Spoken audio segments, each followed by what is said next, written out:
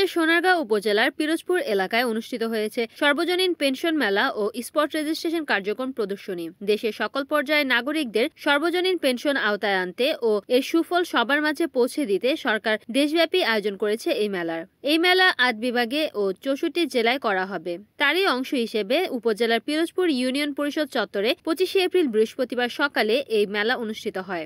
এই মেলায় সোনারগাঁও উপজেলা নির্বাহী অফিসার মোহাম্মদ আব্দুল্লাহ আল মাহফুজের সভাপতিত্বে প্রধান অতিথি হিসেবে উপস্থিত ছিলেন মৌরিন করিম, উপপরিচালক স্থানীয় সরকার নারায়ণগঞ্জ।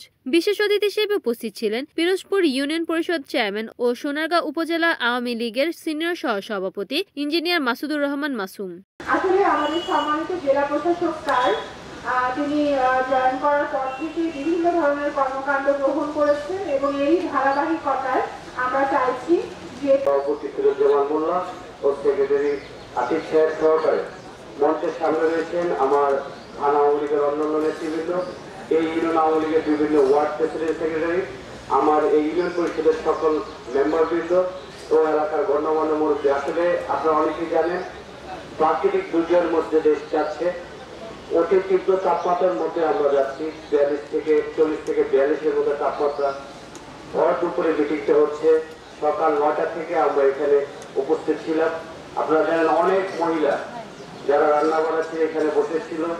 আসলে এই গরমের মধ্যে আধা ঘন্টা বসে থাকাই কষ্টকর। তারপরে আমরা সবাই যেহেতু সরকারের একটা প্রোগ্রাম, আমরা ইউনিয়নের জনগণকে অবহিত করার জন্য আজকে উদ্বোধন করছি। প্রায় 4.5 ঘন্টা ব্যাপী আমাদের এই মিটিং গুলো চলছে। আমি কিছুক্ষণ আগে আমাদের ডিডিএল থেকে জানতে বললাম যে এটা আমরা প্রায় 4 দিন আগে একটা আমাদের কাজ করে একটু করে বলবো। এখানে সরকার আমাদের জন্য এখানে গ্যালারিতে অনেকগুলো ছবি দেখতে পাচ্ছেন। বিভিন্ন জেলায় বিভিন্ন শ্রেণী পেশার মানুষজন, যে কোনো শ্রেণী পেশার মানুষজন পেনশন স্কিমে অংশগ্রহণ করেছেন। 4টা স্কিম এখন চালু আছে: প্রবাস, প্রগতি, সুরক্ষা, সমতা। প্রবাস হচ্ছে প্রবাসী ভাইদের জন্য যে চ্যানেলের মাধ্যমে ওনারা বিদেশ থেকে বাংলাদেশে টাকা পাঠিয়ে থাকেন, সেই চ্যানেলের মাধ্যমে তিনি পেনশন স্কিমে টাকা রাখতে পারবেন। তিনি ব্যাংকের মধ্যে ওনার পাসপোর্ট থাকলে পাসপোর্ট দিয়ে মোবাইলে খুবই ইউজার ফ্রেন্ডলি, মোবাইলে উনি এখানে পেনশনের রেজিস্ট্রেশন করে টাকা রাখা। রিপোর্ট করেছেন খন্দকার সোহাগ, NN টিভি, নারায়ণগঞ্জ।